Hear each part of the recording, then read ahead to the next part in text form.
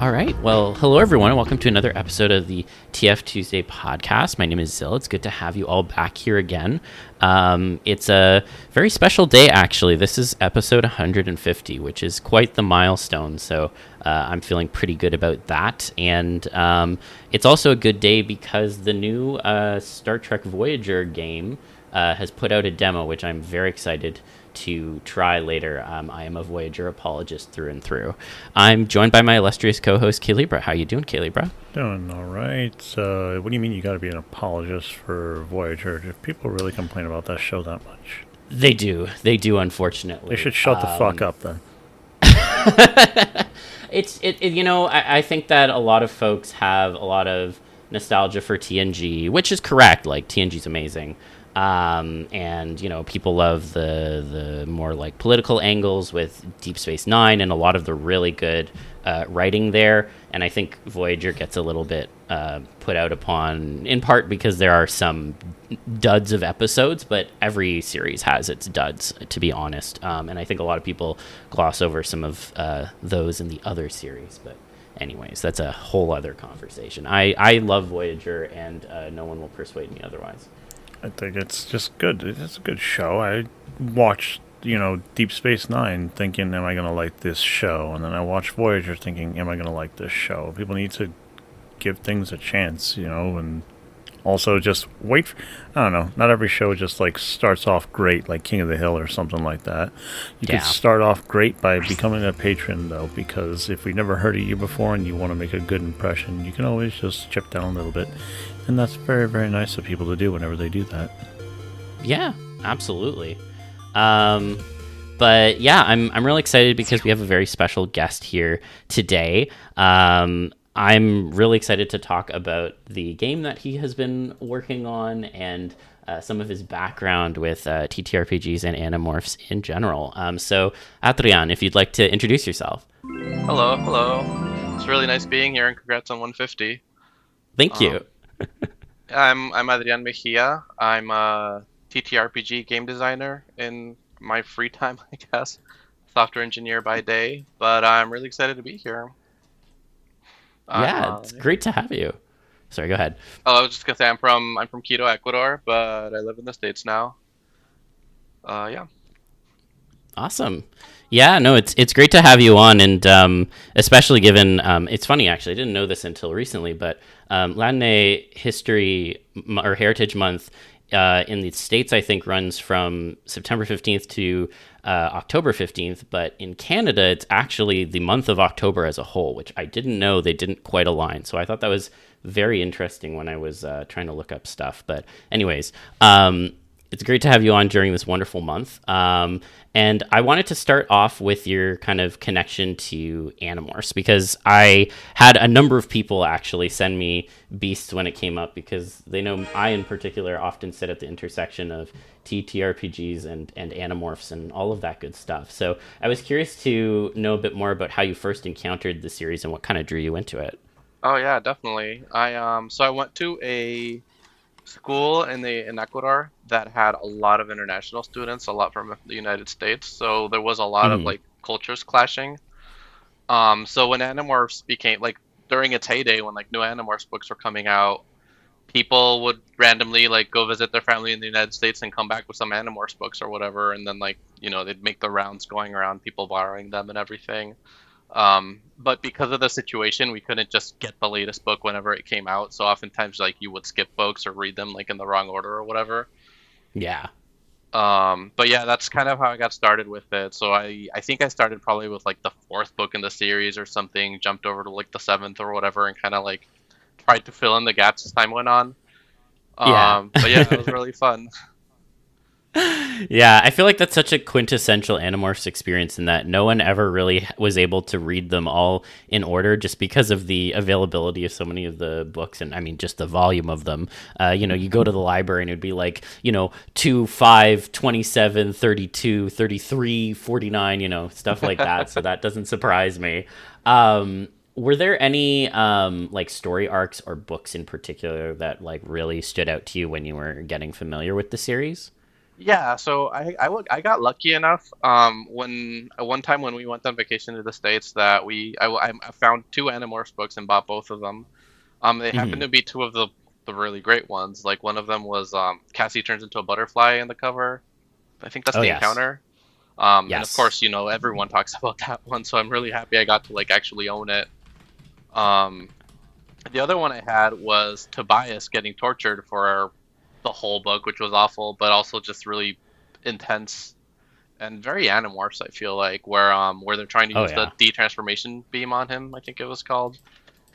Oh yeah. Was that something that the Krayak gave them, or sorry, the Elementist? I'm trying to remember now. No, Actually. I think they just they had that scientist Yerk who was like in some like beauty obsessed body, like was controlling a beauty obsessed like woman, more like Oh teenager girl, yes. I think. Later on she gets like a bionic arm or something, like it just Yes. and Sirius goes wild. It really does. Oh man, I um forgot about that. That was a really interesting story. But sorry, continue. oh, talking about the Elemis Chronicles also was amazing. Oh yeah. And the image also of an ant morphing into a human and like yelling for the horror of becoming an individual like has been burnt into my mind in like the worst possible way. Yeah, I thought that was such a.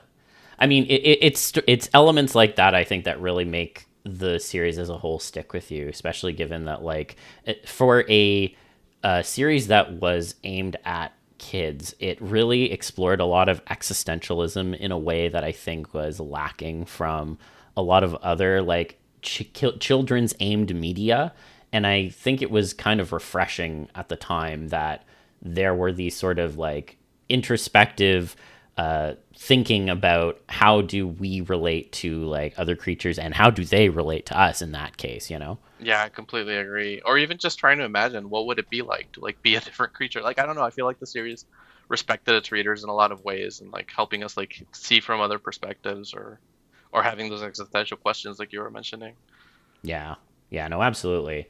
And I think one of the things that I also really appreciated about the series was how it looked at like identity for the main characters in particular. Like, when you boil it down, it was essentially child soldiers in this kind of cosmic war, and like a lot of reflection on the morality of their actions. And throughout the course of the series, I think there's plenty of actions that perhaps they take that are, very morally dubious. I think a little bit about like all the stuff with David, for example. So I was curious how you grappled with those concepts when you were first reading the series as like a younger person. So honestly, my first reading was a lot less, I feel, critical Mm, until I got to Applegate's letter at the end of the last book. yes. And at that point, I was like, "Whoa! Like, I see how all this relates to like the real world," and like kind of like went back and reread as many books as I could with like a more critical eye. Yeah. But yeah, I feel like that letter like really like helped me like wake up a critical thinking part of my mind that maybe like didn't get used as much before that. Yeah. I would definitely, I feel like that was probably the first instance that I can remember, at least, where there was a bit of a, I don't want to say outcry, because it there were definitely people who were unhappy with the ending of the series, and then for the author to actually be like, if you're upset with the ending, then you missed the point. And like, talking about how so much of this is reflective on the real world. I definitely, again, I think that feeds into like the kind of like sense of the author always respected the readers. And like, I think Kay Applegate is a fantastic person in and of herself. But in particular, I really do think about basically trying to make people understand that like this was never going to be like some boiling it down to good versus evil kind of fight. Like, war is messy and lots of people come out of it like very much damaged from it, from its effects and being a part of it. So I always found that to be probably the first time I saw an author really like address the kind of audience as like this is the point I'm trying to get, and if you didn't get it, maybe you should take a look again. Yeah, I completely agree. Like, I feel the same way. Like, I had no complaints about the ending, but yeah, like reading the letter was like really eye opening, and like I feel like it really like helped, like read that, and the series in itself just really helped me think about the reality of like war and pacifism and these ideas. Like, I feel like I've been more of a pacifist in my philosophy since then. Yeah. Or at least that's been part of my journey. Yeah, I think it definitely also made me think a little bit more about like, because part of my background is a good chunk of my family is Brazilian, and I think about like the military junta that was in charge for a good chunk of time while parts of my family were living there, and that sort of like real world element of like military occupation and such. I feel like the way in which that sort of perspective was addressed within this series, I mean, it's such an important part of it with the Yeerks, literally occupying the earth. Like, the way in which they portrayed a lot of that elements felt very authentic in a way that I didn't fully appreciate when I was younger, I think. But now looking back on it and having reread some of the books more recently, I was very surprised with how accurate it felt, at least in terms of like what I've heard and such. Yeah, I completely agree. My mom's actually Brazilian, so she would tell me about nice. Being a child and being told by your parents like don't talk about politics like during the dictatorship, and yeah, and just like having to be careful with who she talked to or what she talked about, and that like I definitely saw reflections of that, especially towards the end of the series when the Yeerks are no longer like such a secret invasion. Yeah, no, absolutely. I think one of the things that I feel like I have to ask this, especially because of what we'll get into with Beast later, but, oftentimes when we talk about Animorphs, we think about, like, what morphs would you want to have if you had the Escafil device? So I got to ask, especially because it maps a little bit to Beast later, what would be your 4 starter morphs? Oh, man. Like, I think part of it depends on what what limits we have on our choices, right? Like, I feel like when I was reading the series, I had a little self-insert fan character who like figured out how to like extract DNA from like dinosaur bones or something. I always thought that was like a sweet way to get some nice morphs, like a little Velociraptor action in there. Oh yeah. But I also I would love to fly as like a condor, like just not having to put any effort. It's just you beat your wings once and you're flying for like half an hour, who knows how long. Yeah. Without even needing a thermal. Yeah. Tobias wishes, like. Yes, exactly. Oh man, yeah. It's funny you mentioned that. Again, this feels like ages ago. Back in the nascent years of the internet, I used to like be a part of like Animorphs like role playing boards, like pro boards, sweet. For anyone who remembers that. And so I spent a lot of time thinking about, starter morphs and what would be the most like advantageous spread that you could realistically get access to. Because the average, they were lucky in the series in that Cassie had access to the gardens, but like lots of other kids would not have that advantage. So it's like, what can I realistically actually get to start off before I can get to some of the cooler things, Yeah, I always figured you'd have to like find a bird and a bug, and then you can like fly over to a zoo or something, sneak around as the bug and like sneak into cages and hope you don't get eaten. Oh man, yeah, you'd definitely be playing with fire a little bit. Yeah, that's for sure. Oh man. Well, a lot of what we're talking about obviously is going to directly intersect later in our conversation with beasts in particular. And I wanted to get a bit more of a perspective from you on what drew you towards creating TTRPGs in the first place, because it's a very specific space. And to be honest, it takes a lot of not only creativity, but also an understanding of like how to deal with complex game mechanics, especially in terms of some of the systems that are out there and the ones that can be like, mixed and matched. And I was curious to know what drew you towards that sort of creative expression in particular. Yeah, so it must have first. It must have been like in fifth grade. Like a friend of mine's like, "Hey, you guys want to play this game that my big brother plays?" It's like, "Okay, yeah." And he just starts writing stuff on like a piece of paper, and it's like basically he's making like a character sheet from what he remembers of his game with his brother. Oh my Um, gosh.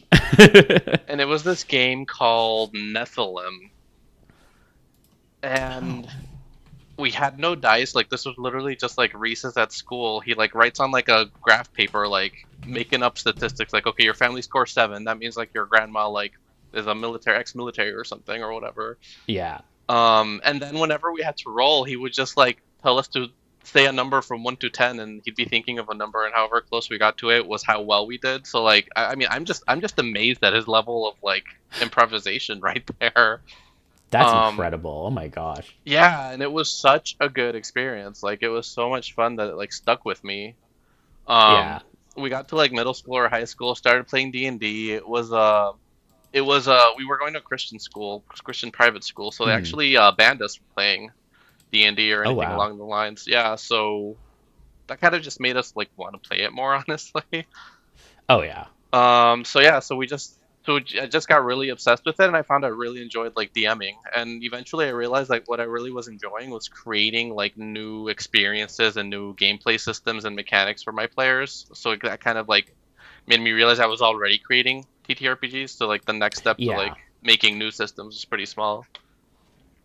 Yeah, I feel like a lot of, I mean, the fact that you got to experience it at such a young age, I can only imagine the importance of like, putting that seed in your mind. Because I feel like, I mean, myself personally, I didn't really discover it until like, I think late high school or even early university. I don't remember exactly when, but getting that sort of exposure to it at such a young age and then seeing the kind of, I guess, like expanse of things you could create from it.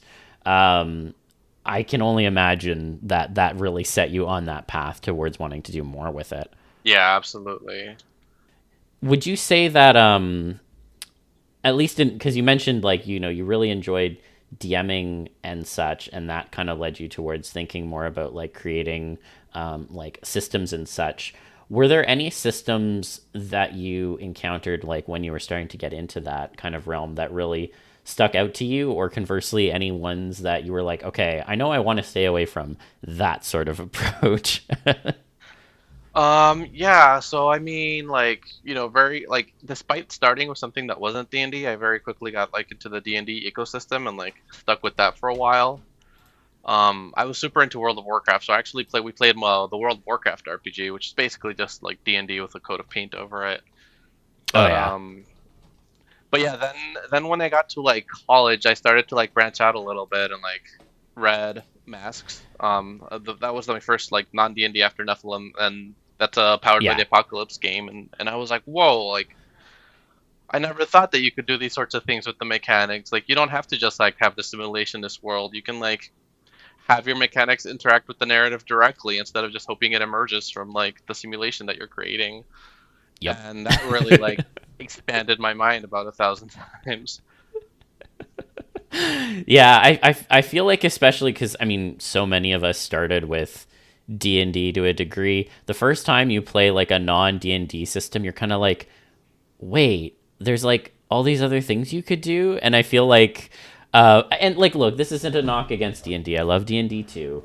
I still am in and play plenty of 5e, but I think, there are certain restrictions in terms of what you can do with it that a lot of the other systems out there, in my opinion at least, have done a much better job in terms of allowing for flexibility, while still having like a good amount of crunchiness to some of the rules.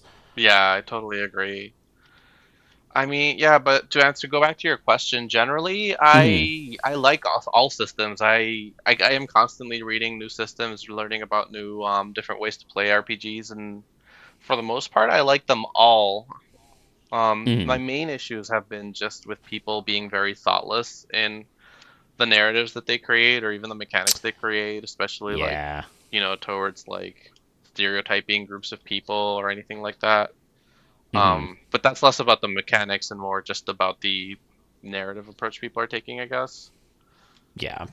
No, that totally makes sense to me, and I think there's, especially with a lot of like D&D, I think that's a very prevalent problem, unfortunately. That I think as especially as like more folks have come into the space to create within it, it has gotten better, but there's still very much an overarching issue there with a lot of the narratives that get kind of spread around. Yeah, that's kind of what got me back into the space, to be honest. Like, during Mm, college, I didn't have as much, a little after college, I mean, I didn't have as much time to like play or anything.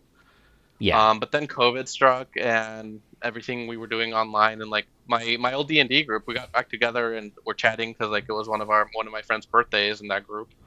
And I was like, oh, like, do you want to like do some sort of online get together for your birthday? He's like, I want to play D&D. So I was like, okay, I'll prepare something for it. And we played D&D, and I was like, I forgot how much fun this is. I want to do more of this.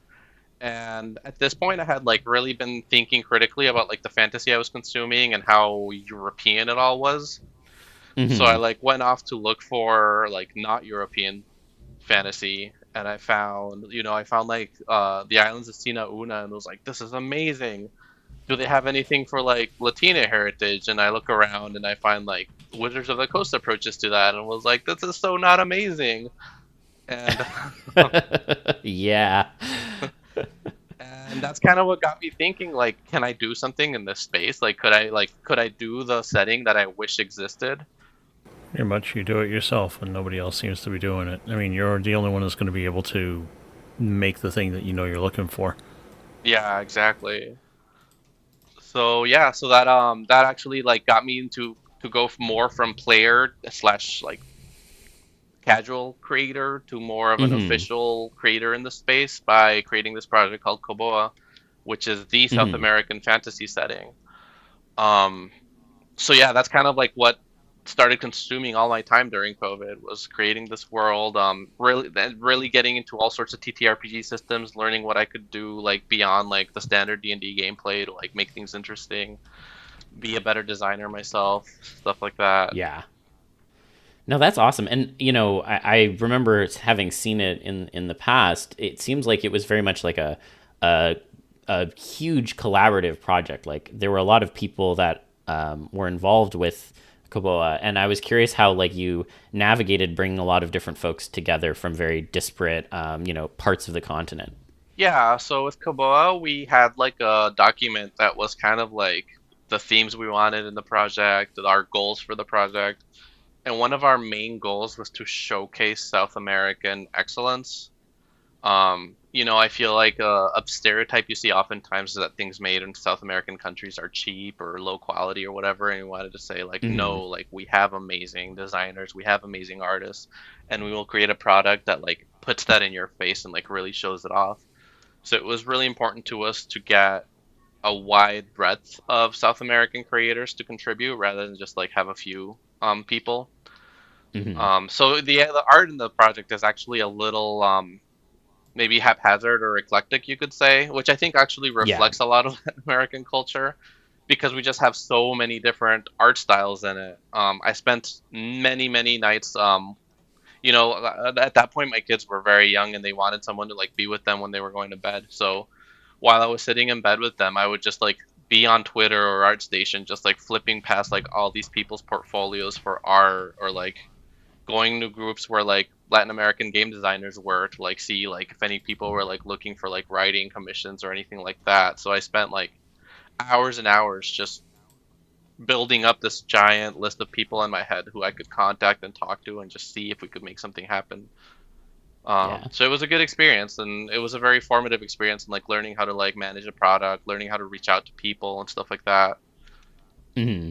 So No, I mean that's such a valuable skill, especially for like a lot of like collaborative creation, which honestly I feel like is most prevalent in the TTRPG space. In part because I mean the mechanics of a TTRPG is you are collaboratively creating stories with your players, and so it makes sense naturally, in my opinion, that that would feed into a lot of the actual creation of like the rule books and the new settings and such that then can develop from there. mm, yeah, it's a really good way to think about it. I love that. Yeah. Would you say then, did any of that kind of background with Kobo and such feed into the kind of development process for beasts. And I was also curious what sparked the idea to kind of create a TTRPG that then drew heavily from Animorphs too. Yeah, definitely. So like one major result of building up all these people, like learning where to find people that I could like collaborate with and stuff, is that suddenly I was following a lot of people on Twitter, in the TTRPG space, back when it was Twitter. Yeah. So at one point there was a conversation where somebody was like, you know what would be really good? A PBTA game based on Animorphs. I wish I remembered who was saying that, but I was like, that is a really good idea. Like, I could not get it out of my head at that point, because like, especially comparing it to Masks, like in Masks you don't have like a damage system. Characters are just assumed to basically be invincible, except that they can be given like all these conditions that get them like really intensely emotional. And that felt like Animorph, because our main characters are far from invincible, but they can heal all their wounds pretty like easily. So in some ways they are the worst kind of invincible. Worst kind. Okay, so like, what are the other kinds of invincible that you really, really don't like? Oh, I meant worst kind as in like, I would not like to be invincible in the sense that like, you can like cut all my guts out and I can just regrow them again. I'd much rather just have uncuttable skin, Oh yeah, I see what you mean. I was thinking of like one of the times that Superman had something lodged in him, and if it wasn't for like Batman having a kryptonite scalpel, nobody would have been able to help him with his otherworldly disease. Yeah. Yeah, I mean I don't remember how that shaped up, but like, was he giving like Batman like some side eye? Like, where'd you get like a kryptonite blade from? I think so. I think everybody gave him somebody had something to say about the fact that he had that in the first place, but he had to shrug it off in the way. Well, he had to get him to shut up the way he usually did. Yeah. Yeah, but yeah, no, it's a good point that like the form of invincible that really gets played up in Animorphs in particular, and I mean it does have its like limits to some degree, but a lot of it is you can go through all this horrible, terrible, painful stuff and then still emerge. But, obviously, the physical wounds can heal, but the psychological ones, that's a lot more thorny. Yep, that's going to stick with you forever. And I love how that's shown in the series too, like towards the end of the series, they are not all right. Yeah. No kidding. Would you say then, because I was always curious, you use Powered by the Apocalypse as the base game. It sounds like that inspiration came from that sort of discussion on Twitter that you saw. Were there any other like systems that you would have considered potentially using, or did you just really feel like, no, it's PBTA, that's going to be the one that's going to work for this, and I can already see how the mechanics I might want to have would play well with that kind of base approach? Yeah, honestly, I hadn't thought of like any other systems I could do it in. Like, it just works so perfectly with PBTA, I feel like, because it really like gives you the sort of like narrative that you're trying to create. Yeah, I'm like sitting here now thinking like, is there a different system I would have used now that I know a lot more systems? But even then, I'm like, no, like, I feel like PBTA is just like such a good choice for this particular type of story. No, I mean, I would personally agree. I think it's probably the best choice, because I think, especially in terms of how a lot of the stuff in like the rulebook and the character sheet is set up, it just feels very well laid out. And I feel like in particular, like the thought process around the moves, it would be difficult to map that, I think, to some of the other systems without like getting too bogged down in some of the other like mechanical things, which I don't think is really what you would have wanted to go for. At least that's the kind of sense I'm getting. Yeah, definitely. Like a big strength PBTA has is it's just so word focused in its mechanics. Like, you look at D&D and like there's all these like mathematical formulas you got to think about, or add this number and then add this other number. Whereas PBTA can be a lot more just flowing, like this happens and then this happens, and you can cut bits and pieces of that out to like change how it feels really easily, which I felt went really well with what I was trying to do in the game. because you can like the goal I have in the game, just like we talked about how towards the end of the series the main characters just not all right. I want that to be how Yeah. you feel with your characters in your game. So towards the end of a campaign in Beast, like the objective is that your character sheets will be cut up in multiple places and just feel like very different. Like your moves will work very differently than they did when you first started the game.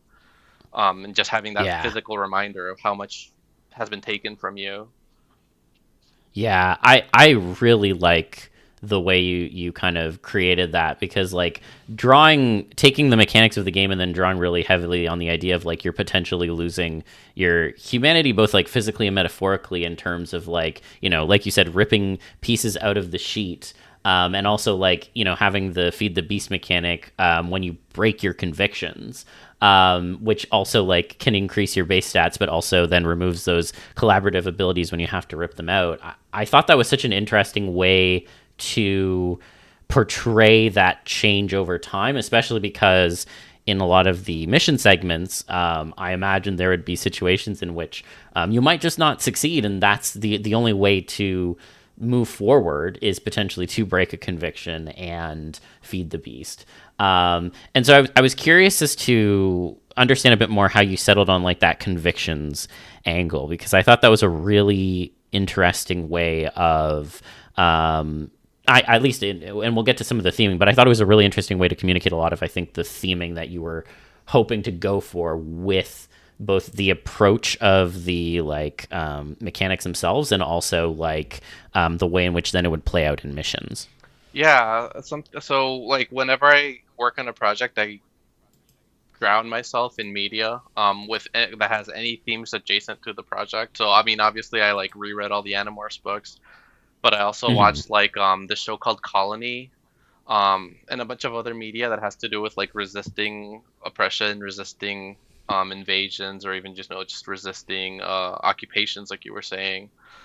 And a big struggle, and like y'all mentioned earlier too, with Deep Space Nine, like there's the whole, Yeah. but not only the Bajoran resistance, but later on, spoilers for anyone who hasn't seen Deep Space Nine, I guess there's the training the Cardassians to resist as well. And even there, Yeah. you see them having to deal with, do we want to win or do we want to keep to our convictions? Like I remember very clearly the scene where they're being told like you're gonna need to like bomb like whatever stations you can, and they're like, no, we're only gonna bomb stations that aren't manned by any Cardassians. And they're like, well, Yeah. if you do that, they're just gonna put Cardassians in every station. And it's like, which one do you choose? Like you want to keep your convictions, but like it's not that easy when you're the underdog and when you don't have like the resources to like fight your heroic war that you would want to fight. Yeah. No, I think that Deep Space Nine example is honestly perfect, and I think that in a lot of media, at least I wouldn't say a lot of media, but at least a decent chunk of media, I think, kind of glorifies a lot of the like good versus evil kind of narratives in a way that loses out on a lot of complexities of like the real world. And Animorphs, like Deep Space Nine, I think did a really good job of actually being like, no, this is actually very gray, and there's a lot of messiness involved. And how much are you willing, like you said, how much are you willing to risk to stay to those convictions if it means that then you lose the good fight in the long run? And I guess, that also kind of plays into the suspicion system to a degree. And I was curious to hear a bit more as to how you kind of came up with it, because, trying to like keep up that facade when you're interacting with enemies or potential enemies, because you never know who's, been yerked or not. I thought that was a really interesting way to kind of portray both that element and also the mechanic that it can become when you end up getting exposed, and the messiness that comes with that too. So I was curious just to hear a bit more from you as to how you came up with that system and how you found it played out with games once people would get exposed. Yeah, definitely. So with the whole idea of it being a secret war, with the whole idea of like you don't know who you can trust, like players naturally wanted to distrust everyone around them. Mm-hmm. Sometimes to a fault, like they would just not risk anything because they were worried about what would happen. And sometimes in Yeah. games, you can give players, you can help keep the game moving in ways that you want them to move by letting the players know the mechanics that are there and telling them the rules ahead of time so that they know how much they're risking. So if I say Yeah. like, oh, they might suspect you, that could scare them. But if I say, okay, you might mark one box off of the suspicion track, then they can like kind of like make a calculated risk and be like, okay, no, I'm willing to risk that. So it helped a lot with the gameplay flow, but I feel like it also helped with some other issues that the ripping pieces of your character sheet mechanic works with, because in your normal Right. in your normal RPG, your character gets stronger over the course of the campaign, and you add to what your character does. You're effectively making your character sheet bigger. Whereas here, you start with a full character sheet, and you're effectively making it smaller throughout the campaign. So that takes away from one of the big strengths that TTRPGs have, which is for the gameplay to evolve and change to keep it interesting and fresh. Right. So instead, what we have here is we have a couple of milestones in the campaign where the gameplay takes a dramatic shift. So I found that the suspicion track could help with that. Once the suspicion track is full, the game feels very differently, because suddenly you're not fighting the secret war anymore, but suddenly you're like out in the open and just knowing that you're moving towards the climax of the war. So that keeps it fresh, because you're no longer just doing the same old anymore. Like, you get to this point where things change really suddenly, but instead of like your character growing, it's like the whole world around you changes. Yeah. No, I think that's such a fascinating way to approach it. And I mean, that's not the only mechanic where it like changes over time. I know that there's like some of the other, I guess, types of characters you can play as. After a certain point, the paper will flip and you'll have a different kind of set of abilities to play with.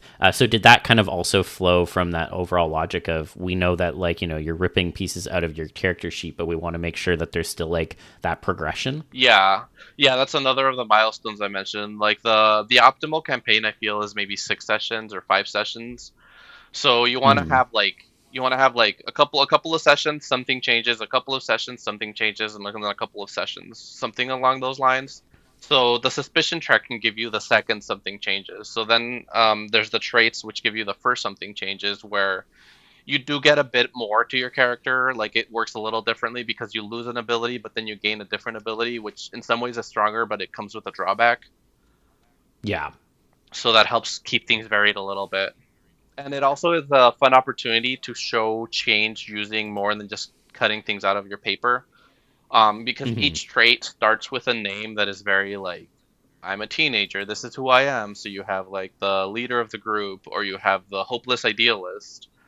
But then when they get transformed, I can change the name, and suddenly you're the alpha of the pack, or you are acting on instinct. Like, the names can be more close to the whole beast theme that there is. Like, they definitely feel like they changed to something more bestial in nature. Yeah, no, that makes sense to me. And I mean, obviously, like, transformation is a pretty core mechanic within the game, both in terms of how your characters mentally change, or how their abilities change, as well as, of course, the entire core mechanic of being able to turn into animals.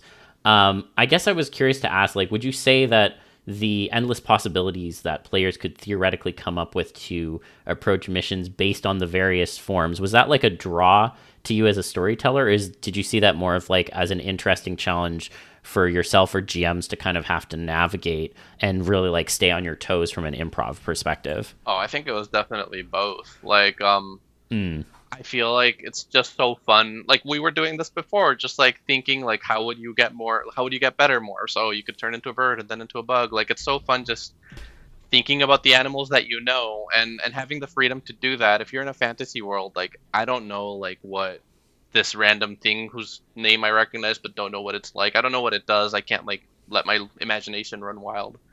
Whereas if you use real world things that we can relate to, we can all be like, oh yes, of course a squirrel would climb up a tree. So if I need to get somewhere high and there's a tree nearby, a squirrel would be the perfect choice.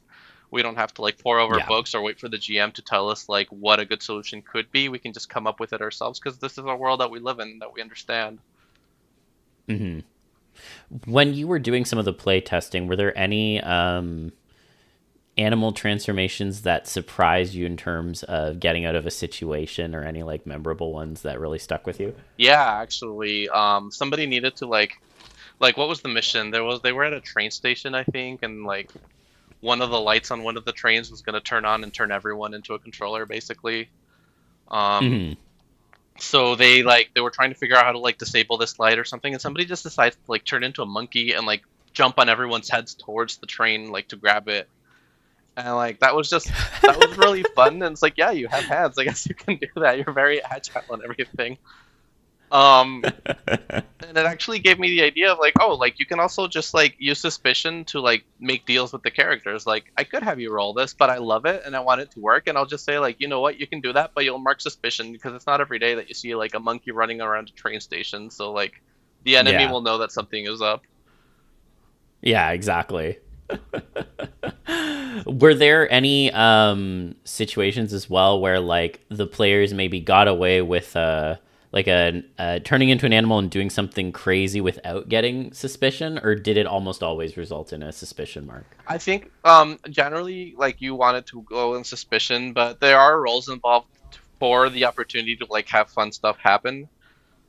Yeah. So like there's definitely like a case where like the hopeless idealist, when they turn around, they get this ability to do something really risky, but that allows them to get like an advantage in some way. So like they get the player gets a lot of like narrative control. So if I Hmm. remember right, they were gonna like attack like the TV station or something, Hmm. and they like, you know, to like erase the footage of like sometime when they were animals. So they actually got to erase suspicion points from their sheets because they like went and like did something really reckless and like blew up like the TV station or something, which, you know, had its own like Oh yeah. consequences. But it was kind of fun just giving them that like reversion of some mechanics you normally don't get as like a special ability for one character. Oh no, I love that. That's awesome. Um, I guess one of the other things I really liked was the kind of victory system within the context of missions, where you'd have to like essentially per mission you'd try to have to get like I think 3 victories, but you'd only have like 1 or 2 objectives going into a mission. So the pathway to get 3 or more victories was always a bit of a mystery. And I was curious where you got like inspiration from that from, and if that was shaped at all by the playtesting too. Oh, that was definitely shaped by the playtesting as well as just like media. Like if they go into the mission with 3 objectives, then they're either going to win those objectives or lose those objectives, and it's kind of boring because they already like kind of have an idea of how it's going to go. But Hmm. if they're keeping their eyes open for like what else can we do to like gain to our advantage, it's kind of fun because you don't know what's going to happen, and like you can reward them with good rolls as like, oh, like you got a really good roll, you like hear some chatter on the radio, and like now you know there's like this like very important person you can go attack. um Yeah. but it also like as a GM it gives them more opportunities. Like you don't have to give them 3 objectives, you could like give them 5 objectives and they fail 2 of them but they still get their 3 victories. Because it's not set from the beginning, you know. So you like things can keep Right. coming up or they don't come up if they're doing particularly badly. They just unfortunately never see the opportunities that they need to get like the victories that they need.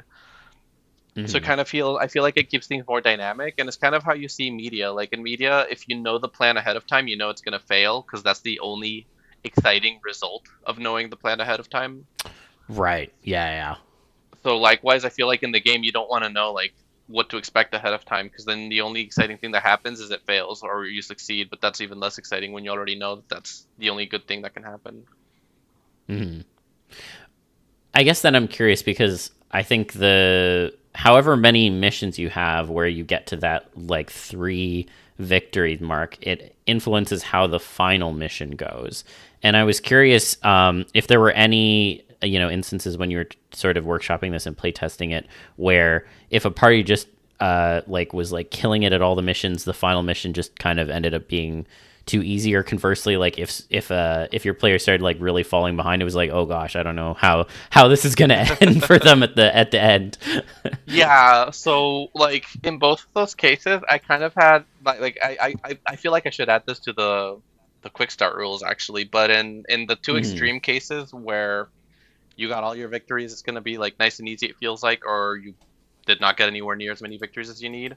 It's kind of more fun Hmm. to just not play it out and just let the group as a whole like tell you how it goes. Like, oh, you got all your victories. Tell us how you like completely demolish like the enemy. Yeah. Or you got no victories. Tell us how you get completely destroyed. Um, and I don't know if that's a cop out. Like, sometimes it's more fun to just not play it out. But like I feel like that's kind of like where we landed. Like when we had a party that like had missed on a lot of their victories, they had a lot of fun like each playing out like their last stand and like telling us like the amazing thing they did before it went horribly wrong and they failed. Yeah. So I thought that was really cool.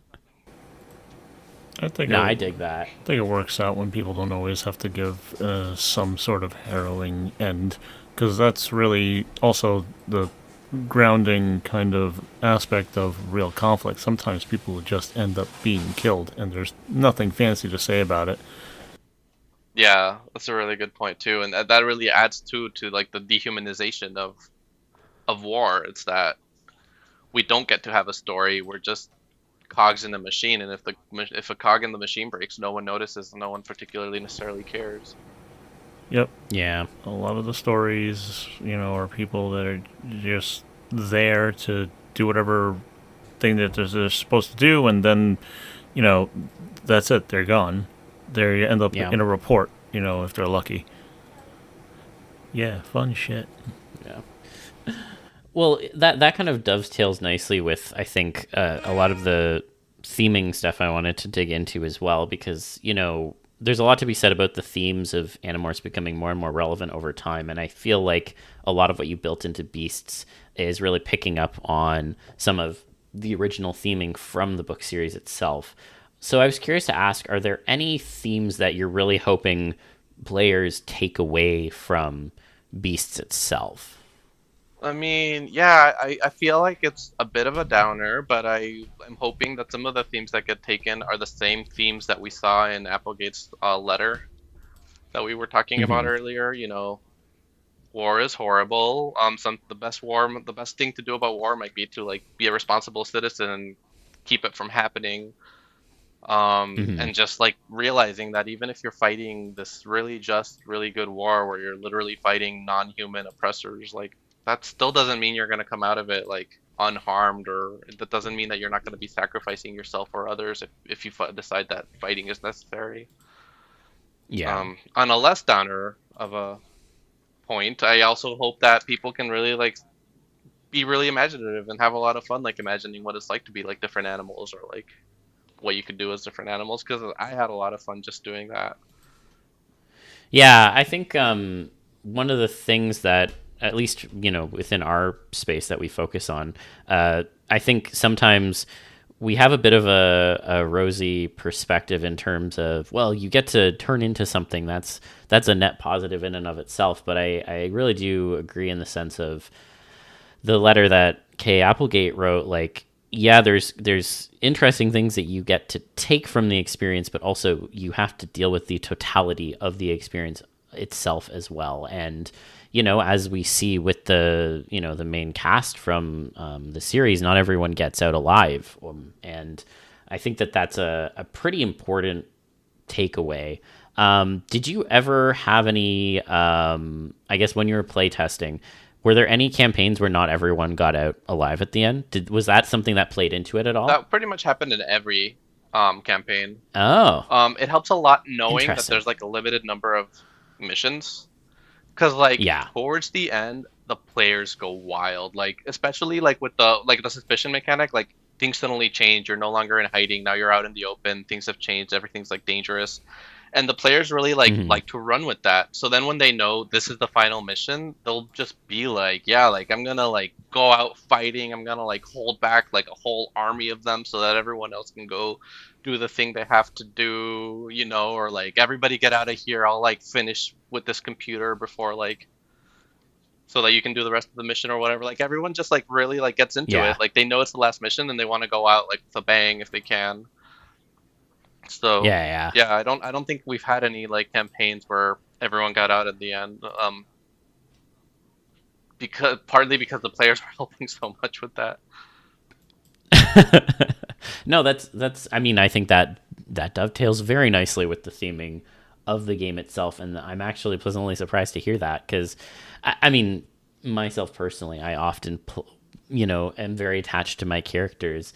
So when you have a game where that is inherent to the concept itself, There's always going to be a bit of a tension there, but it's really heartening to hear that people really like threw themselves into the concept so like wholeheartedly that in a way they were mirroring the series, even if they didn't necessarily have the background in it. Yeah, for sure.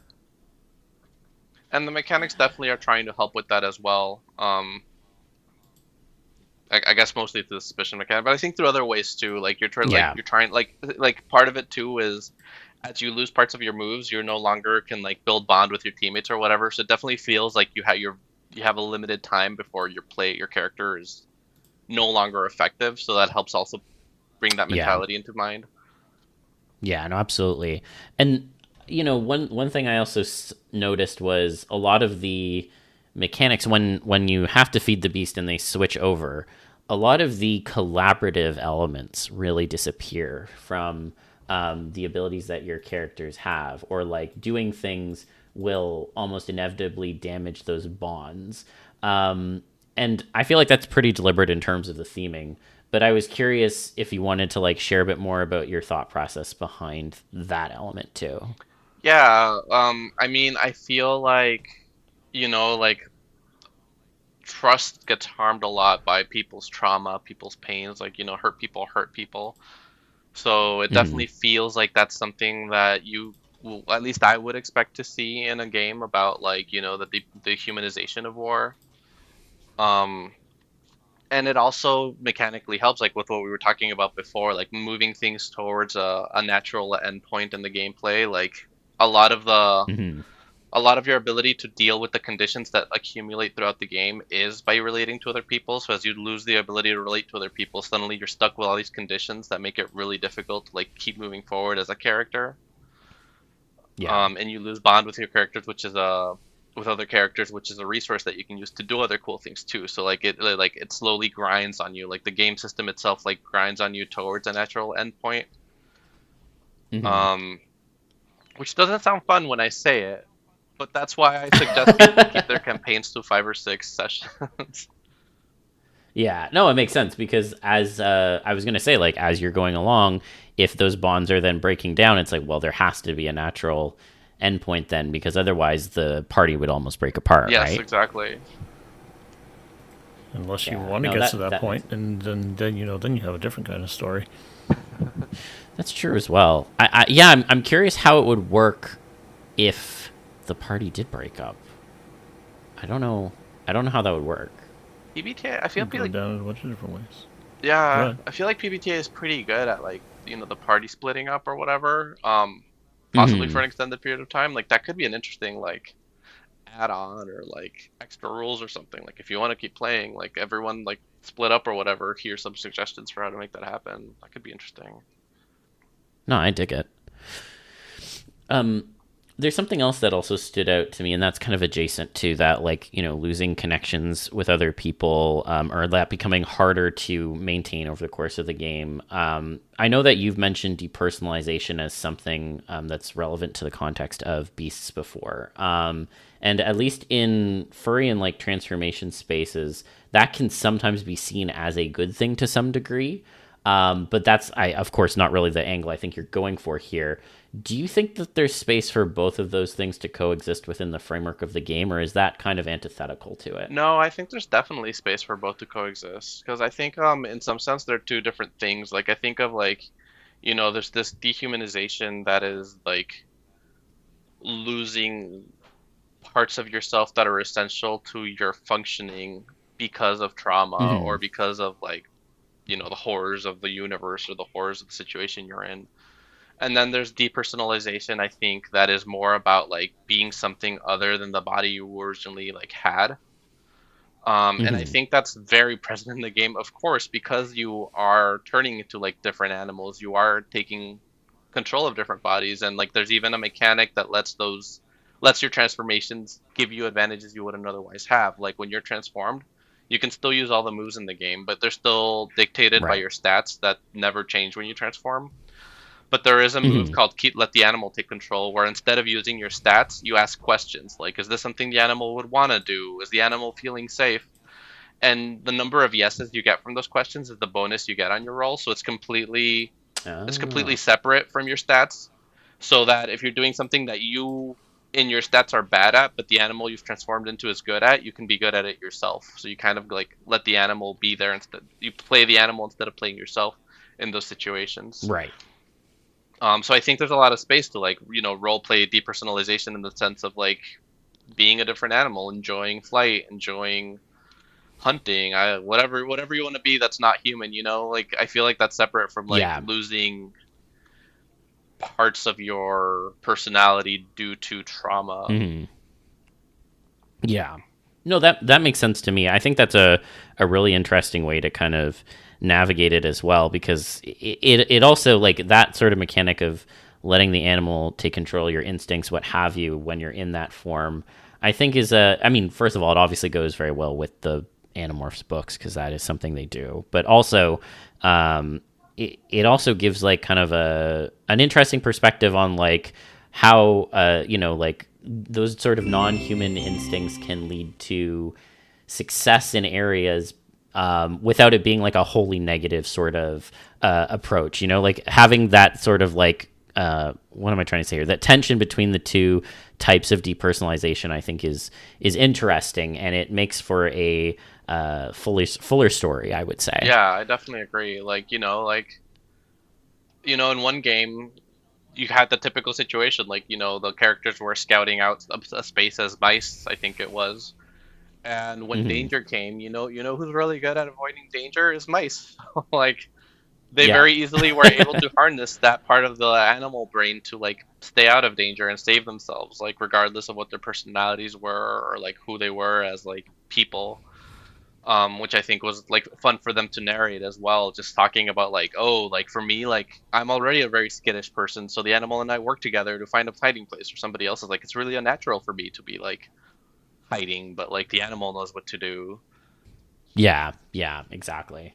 No, I think that's really interesting. And again, like the other thing I appreciated about the way in which you kind of set up the stat blocks for beasts, like it really does give you a wide latitude in terms of what sort of animals you might be able to like acquire in terms of like different types of animals, and like the ability to kind of imagine a wide set of potential morphs, which I think plays well to that. Did you have any play testings where you got some really like off the wall animals included? Let me think. I mean, I mentioned the monkey earlier. Yeah. I feel like somebody was like an octopus in a non-water setting, which was Oh. very fun. I and like the rest of the table is like, what are you doing? But they like reminded us that story of the octopus that like, what was it? It ran away from its lab or something by like getting out of, yeah, Yes. and it's like, okay, I guess octopi can do this. Um, Yeah, they're very smart actually. right. And yeah, they can fit through like extremely small spaces that you wouldn't think they'd be able to. Yeah, so it actually was a really effective morph in the situation at hand, and like, having like 8 limbs that are actually quite good at like manipulating things was like a huge boon as well. Yeah. No, I dig it. I dig it. Um, and then I guess like returning to the theming bit, I there was another question I had just around if there were any themes that you introduced specifically to beasts that very much drew from outside of the base Animorphs connection that people might actually be surprised to find was included in some form. Hmm. Let me think through that. I feel like I feel I don't know if it's like how well it's stuck or anything like throughout my drafts, but I feel Hmm. like I definitely bring a lot of like just my Latino experiences into the game. Hmm. Like in Ecuador and also in Brazil, like there's a lot of like distrust of government or for good reason too. Yes, And it kind of absolutely. fits into this whole like, suspicion track, like I don't want people to know what I'm doing sort of gameplay that I feel comes into it in a somewhat negative fashion, but also in a somewhat like I guess there's also this element of like as like somebody else was telling me like this, and I want to expand on it more because I that really resonated with me. But they Hmm. were saying like like oppressed people, marginalized people have this experience of like having this beast in them, this like rage at like the system around them, or like even being treated like animals sometimes, and like how can that be expressed in the game? Like, do you like? I've been toying with this move, like let the beast out, which maybe helps with the condition by like letting you just like turn into something that like feels good at the time, even if it's not like strategically good. Yeah. So I feel like there's this whole like underlying rage, I guess, at like oppression that exists in the world. Man, geez, I make other games that are less like depressing. Trust me. It doesn't really matter that you do or not. I mean, there's everybody needs that kind of outlet. It's kind of like Robin Williams was known for like all the laughs and the good feelings, and then 1 Hour Photo was a movie that he made, and then he was also a suspect in Law and Order SVU and everything.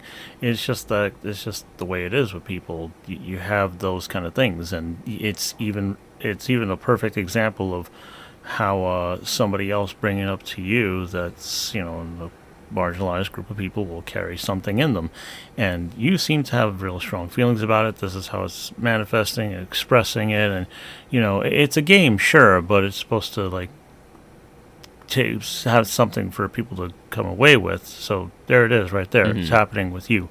You have this thing that you're carrying with you, and it's manifesting. Yeah, exactly. Thank you. Appreciate that. Yeah. No, I think that it's a really effective way of also conveying that lived experience that you mentioned for people who may be less familiar with it or have had less experience with it, because I definitely think that's something that a lot of marginalized people have to live with on a daily basis, and to then integrate it into this kind of game experience where it's decontextualized a little bit, but you're still bringing an element of that experience in for the players to then sit with, I think is a really thoughtful way of trying to convey it through the mechanics of the game itself. Thank you. Yeah, and I'm buzzing with ideas. Excellent. That's what I love to hear. Were there any other kind of themes that maybe we haven't touched on that you also wanted to kind of mention within the context of Beast, that maybe we'd be surprised to hear, or any other kind of elements there that then played into the game mechanics? Yeah, so I mean, it's not surprising to Animorphs fans, but I really want to put more weird science into the game, just because it's fun. And obviously, like, Animorphs did a lot with weird science that was fun. There's a little bit of that already. Like, one of the character traits is like you're a tech genius or whatever. So like in one of the games, like one of the characters had like the secret lab that they had been building up with like tech that they'd stolen from the enemy. And they built like a sensor to like sense the enemy's actions, which helped them like track down where the next mission could be. And it's just really fun, like, coming up with these like bizarre and weird like devices that you want to make or whatever. And it's something I want to add more to the game as well. Hell yeah. I love that. I mean, there's so much interesting weird science in Animorphs, and like the different sort of pieces of technology that they come up with are just so like off the wall. So finding a way to integrate it to here, I think it would be a lot of fun too. Again, more ideas to chew on, right? So I thought it was genius to have like the morphing cube's energy be used to create a shrinking ray. Like I was like, oh, they're like morphing, but in a different way. That's so cool. Yeah, no, absolutely. I love that concept, honestly. Fun story too. My reread of the books was on Kindle. And I had forgotten this happened until the text was making it obvious, but like they kept being like, then the Helmercron spoke, and like the text was acting like the Helmercron speech was weird in some way, but it looked perfectly normal on my Kindle. I was like, what's going on? And then I finally remembered but in the printed book the words were really tiny, and that like completely changes the experience. Oh my gosh, you're right. Oh wow, I didn't know that they didn't resize it on the Kindle. That's so funny. Oh man. Well, hopefully they'll consider revising that, because I think that's a pretty good way to convey that. I completely agree. That was such a creative use of like the medium itself. Yeah, no, absolutely. And I think also like I mean, one of the things that will always stick with me was also the books that had the like the flips, Yes. the almost flip animation on the bottom corners. I mean, that was so yeah. cool. And obviously, that's not something you can really do with an ebook, but like it was so fascinating from like a physical media perspective. Yeah, let me tell you, if we manage to like raise the funds to do a print run, we will have a little flip animation like in the book itself. Like, there's no way we're not going to do that. Amazing. No, that is music to my ears, because I love that stuff. And you know, I love digital media as much as the next person, but getting to hold a book and like, you know, have those like cool kind of effects that you can really only capture by having it in your hands and seeing is neat. Yeah, so. And this game really wants to be played like in a physical media, like with the whole ripping and cutting and gluing things to your sheet. Oh yeah, no, absolutely. I think the ripping is definitely the thing that stands out to me as like, no, you need a physical sheet to be able to do that properly. So yeah, exactly. Awesome. Well, that was all the questions that I had, at least in terms of beasts and such. Were there any other things you wanted to mention that people should be aware of, or you know, ways in which they can potentially support the project? Yeah, so you can definitely support the project by going to our quick start guide, which is in itch.io. I always forget. So it's latinerd.itch.io. I mean /beast. If you search for beast, hopefully, or PBTA beast, it should show up. Yeah. If we sell enough copies, we'll be adding more stuff to the game.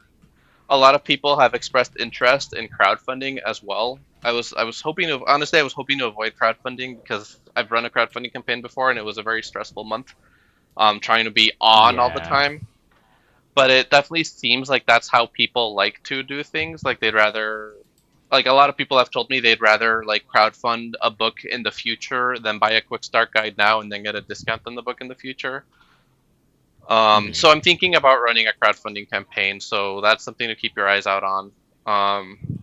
And of course, you can help the other project that we mentioned earlier, Koboa. You can go to koboasetting.com to learn about it. That's the Kickstarter, the crowdfunding campaign I had mentioned earlier. Yes. I feel like we did really well. We are still open for late pledges, and hopefully we will be done soon. The PDF is like really close to being done, and then we will open up pre-orders for people to pre-order like physical copies of the book if they want, or buy the PDFs right away. So that's something to keep an eye out on for as well. I'm really excited about that. I think it's going to be really good.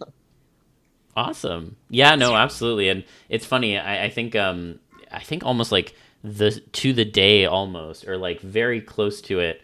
When I saw Beasts, I also saw that they're reprinting some of the covers for the Animorphs books, like the first 3, I think. Oh, yeah. And that just reminded me that, like, hopefully as more people, you know, get back into Animorphs, they can consider some of the extensive projects that come from the fandom around it, like this one, because I find that, you know, I think a lot of Animorphs fans that have really stuck with it over the years have a really interesting perspective on not only the canon material, but also the things that you can do with it. So I was really excited to get to talk to you about this because it's, again, very much intersection of my specific interests. So. Absolutely. Yeah, I have more and more than one occasion just like searched up Analyte on Blue Sky and just seen like what creations people have made with like fan art, or even like somebody made like a clay sculpture of an Analyte that just looks amazing. You just have to see it.